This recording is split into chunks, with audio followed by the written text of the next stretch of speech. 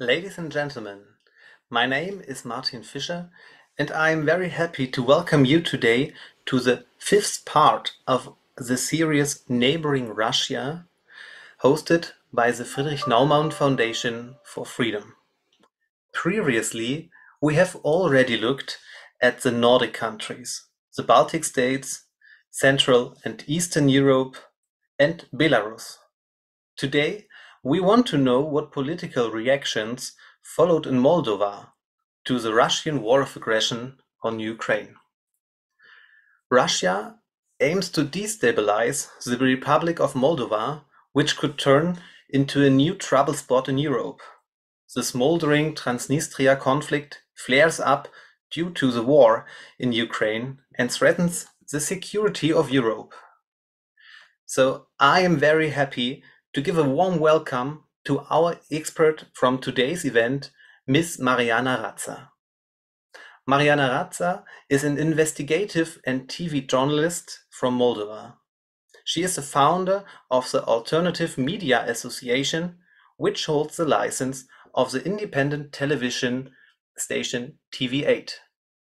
Since 2017, Mariana Rață is a host of the political talk show Black Box, and since 2020, she is also the director of the investigation show Black Box Plus.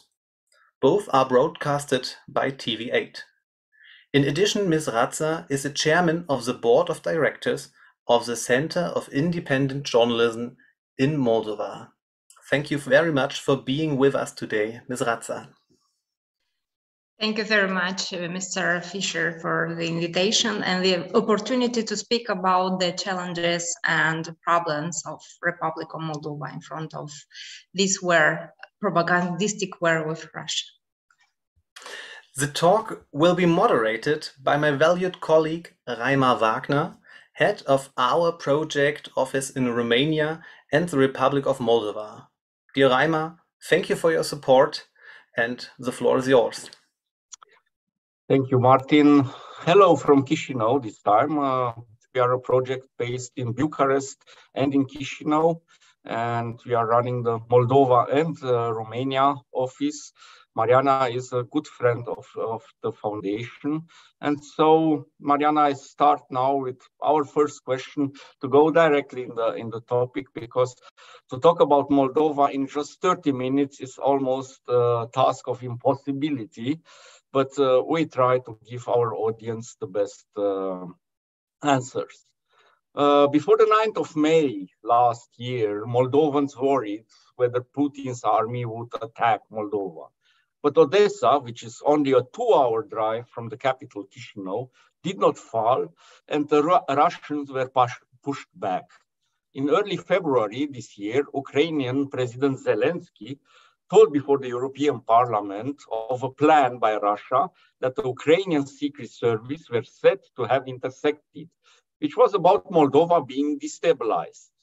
A few days later, the Moldovan President Maia Sandu revealed this plan, saying there are reports of a plan involving action by diversionaries with military training disguised as civilians to carry out violent activities, and even hostage taking of officials, of Moldovan officials.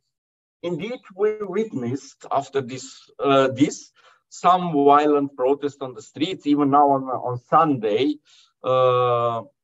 it is announced from pro-Russian forces a new protest. Mariana, how would you describe the situation today? Is Russia still a threat for Moldova? And who are behind these protests? Thank you for your questions, Raimar. Actually, the Russian Federation has never stopped being a threat to the Republic of Moldova in all the years of our state's independence. Any attempts by citizens and some pro-European politicians to reorient Moldova's external vector toward the goal of European integration caused convulsions, accompanied by provocations and attacks from Moscow. I will mention here only a few examples. First, the Russian embargoes on Moldova meat, fruit, and wines from 2005 to 2006, when the regime in power chose for the first time to align with European path. And we speak about the period when Vladimir Voronin, the leader of Communist Party, was president of Moldova. Another example is the Russian laundromat started in 2011, when the governing alliance from the Republic of Moldova had clearly assumed European integration, and Brussels presents the Republic of Moldova as a success story of the Eastern Partnership. Another example, also during that period in 2011, the most resounding case of a bank fraud in the Republic of Moldova took place, the thief of a billion, after which 3 Moldavian systemic banks were closed. And in this case, there is evidence of the involvement of Russian companies, institutions, banks, and individuals. And of course, the most known example is energy blackmail. It has been a constant weapon used by Russia to hold Moldavian authorities and citizens captive.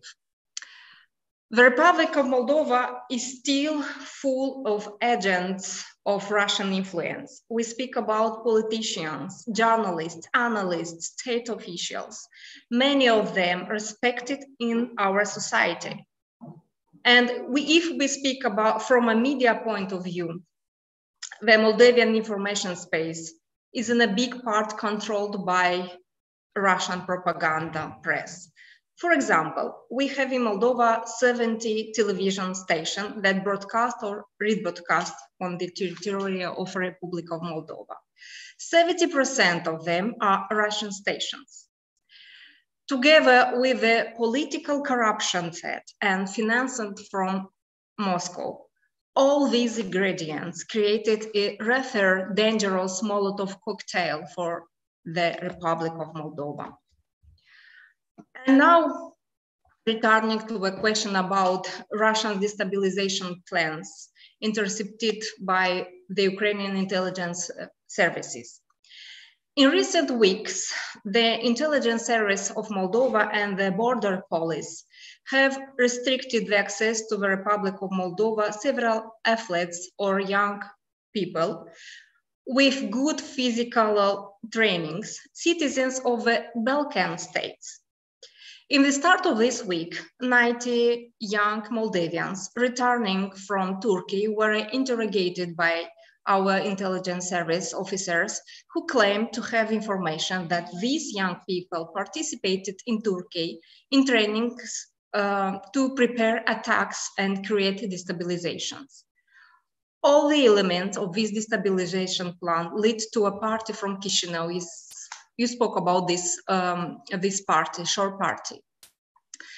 The complicity of Russia and the shore party, a radical pro-Russian party that has 6 deputies in the current parliament, has been evident. The party leadership is being investigated for serious economic crimes, including the organization of a billion heist. And the leader of this party, Ilan Shor, fled the Republic of Moldova in 2019 when the oligarchic regime of Plahotniuc, which offered him protections, fell. He is hiding in Israel and is on the US and UK international sanctions list. The Shor Party has been organizing paid street protest for a year, for the start of the war in Ukraine. And he brings poor and vulnerable people to this protest. Even so, these protests are not numerous. The participants are not aggressive, and most of society criticize them. Since, from this perspective, Russians' efforts to cause destabilizations in Moldova do not seem dangerous. Now, however, the danger is much greater in the medium term. In the next 3 years, the Republic of Moldova is involved in 3 electoral pools: local elections, presidential election, and parliamentary election. It is possible that Moscow will act much more sophisticated. We can suppose that the Shore Party can only be used by a scarecrow that attract attention, and the real towns should be promoted in parallel without attracting attentions. And I think is the biggest dangers for Moldova.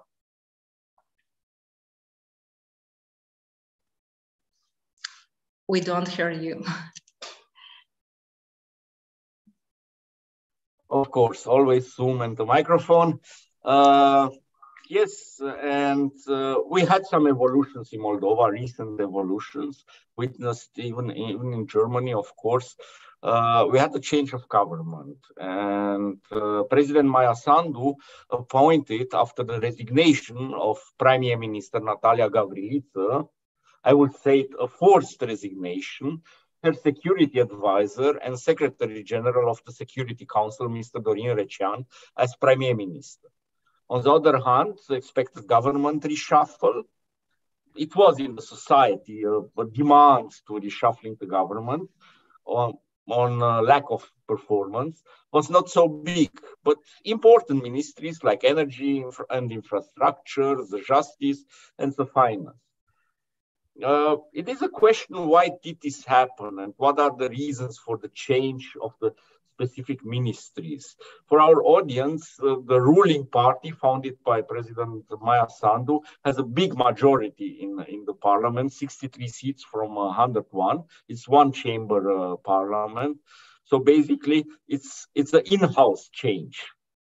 Mm-hmm. Yes,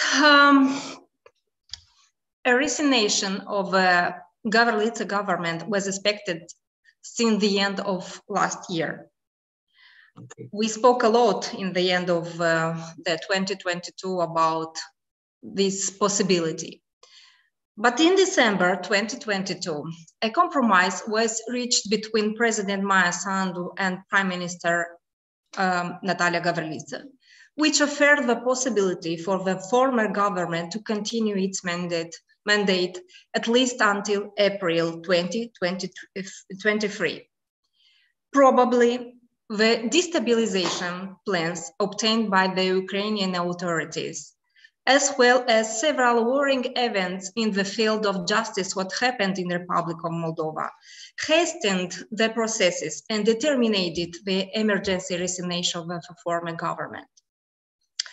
Changes were made only in the areas where there were the most failures or criticism in society. The list of ministers in the Recean government was made in less than a week, which proves that it was not a planned change of the former government. It was acted as emergency. I'm sure that in the coming months, there will be other changes in the government. Our ministers will be changed among those for whom alternatives were not found in that week when the Recean government was formed. So we are waiting for this. So the news are other changes and other minister will be changed. I'm really sure that it will happen. You're really sure on that. That's okay. That's good to know. But of course, when we talk about Moldova, we need to tackle Transnistria. We need to tackle, even now, 3 or 4 or 5 hours today, the Transnistrian security announced another attack, another terrorist attack.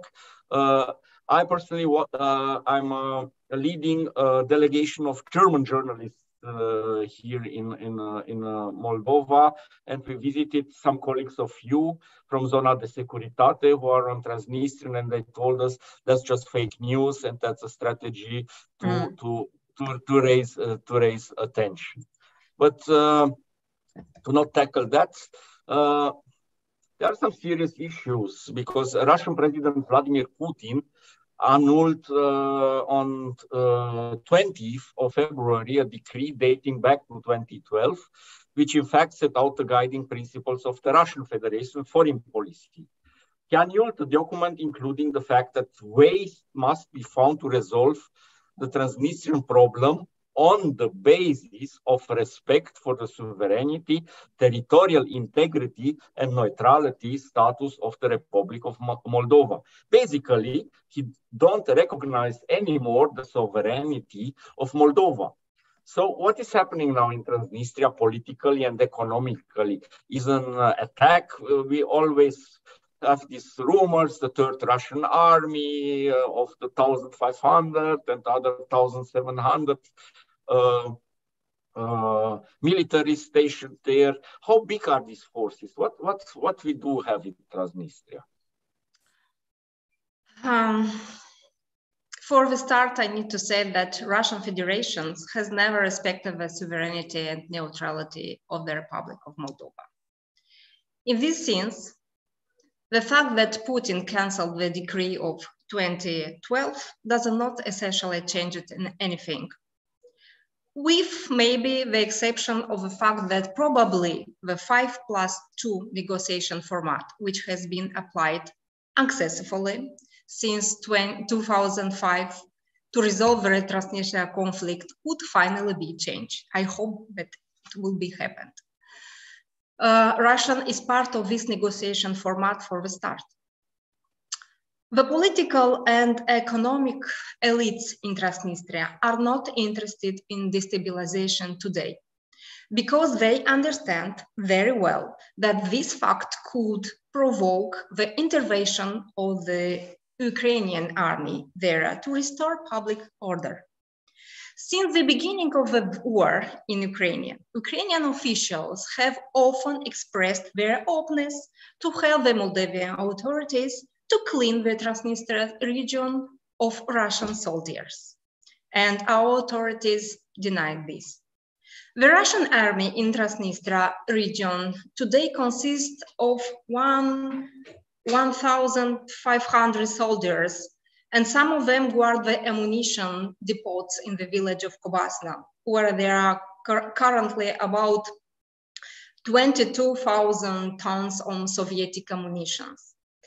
The army of Transnistria region, together with the police and other force of structures, still numbers 5,000 persons.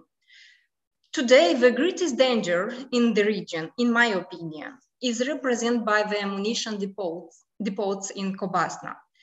In case of an explosion, the impact could be like a nuclear weapon. If we speak about economically problem, the region is today more dependent on the Moldovan authorities because export and import are possible in Transnistria only through the controlled territory of the Republic of Moldova. In addition, the energy supply of the region with resources from Russia is also possible only with the agreement of the Moldovan authorities. The free gas from Gazprom is delivered in Transnistria because the Chisinau authorities allow it. And in conclusion, the Transnistria region, controlled and financed by Moscow, continue to be an area of instability. But today, the local elites are no longer so determined to play Russia's game because they understood that they can also secure their personal interests through negotiation with Chisinau.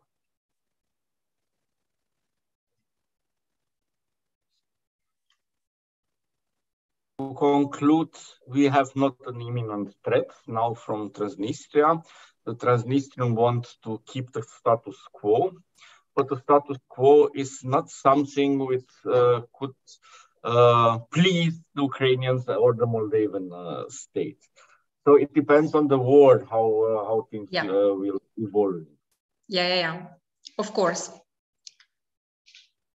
So just stick a little bit on the Transnistrian issue. So basically, if Ukraine wins, then somehow in a way or other, this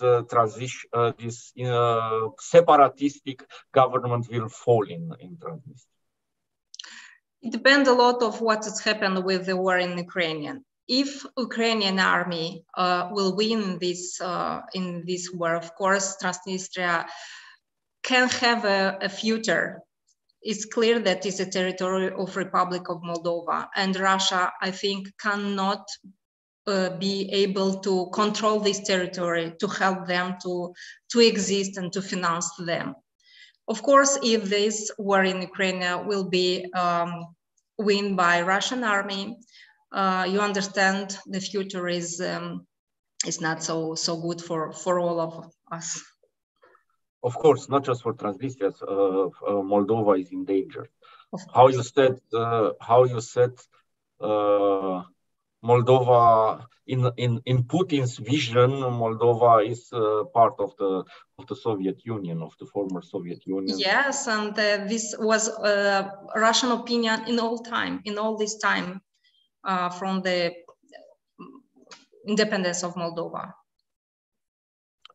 Basically, it's my opinion, the first proxy war was in Moldova when in 1992, when we had the first green men here, the first paramilitary. It was like a test for all the other wars what Russia and separatistic region, what Russia installed in over the region. Basically, they started with Moldova in 1992 with this war here.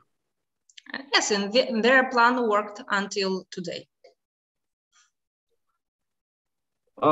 According to our recent poll made by the Naumann Foundation, we'll present it on next Monday in publicly. 34% of Moldovans still desire closer ties to Russia. Around 48% want to the European Union, and 18%, they don't know really to answer this question. Also, the collected data are showing that a third of the population is watching Russian TV channels.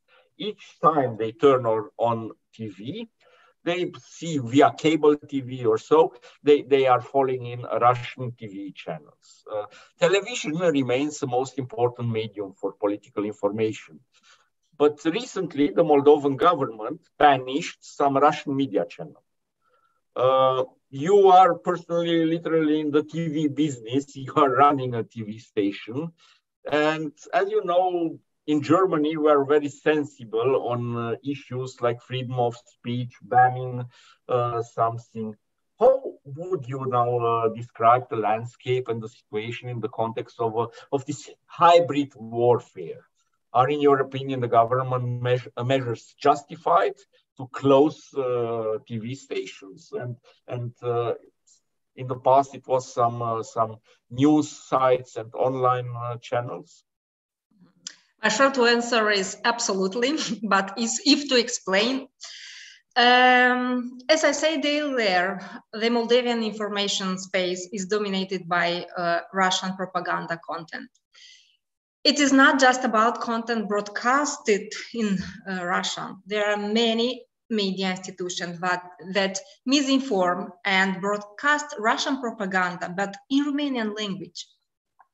The owners and financiers of these media outlets are both Russian state institutions and Moldavian politicians and oligarchs who have serious problems with law and are usually wanted internationally by Interpol.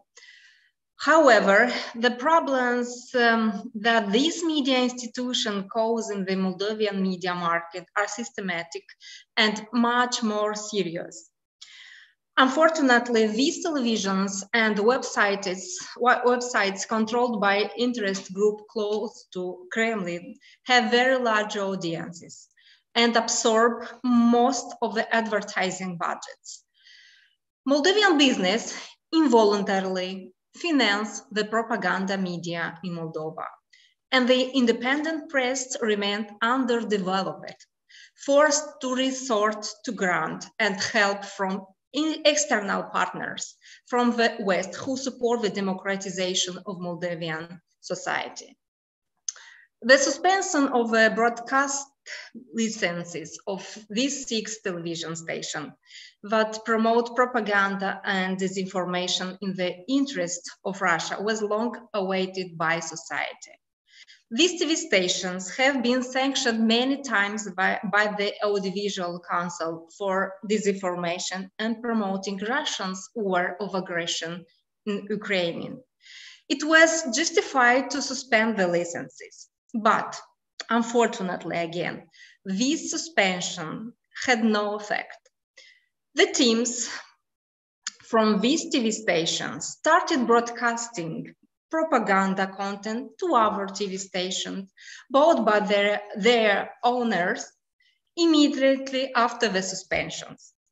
Now we will have to wait another year for the Audiovisual Council to gradually apply sanctions to this TV station in order to end and suspend their licenses. So it's a game without a finale. The propaganda war in Moldova is like it's like a story about fighting dragons. These dragons have many lives, and it is very difficult to kill them. Thank you, Mariana.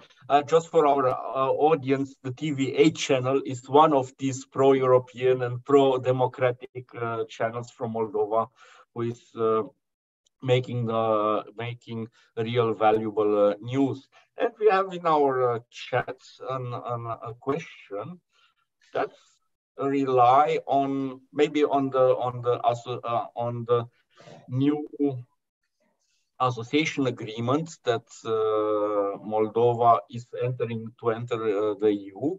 I read it out. It's somehow clear. Has the Moldovan government received from European Union and or NATO a list of criteria that have to be met for a closer relations? I salute Heinz-Peter Wagner, same name I'm asked, who put this question. Thank you for the question. Sorry, if you can repeat again the question. The Moldovan government received from EU and or NATO a list of criteria that have to be met for a closer relation.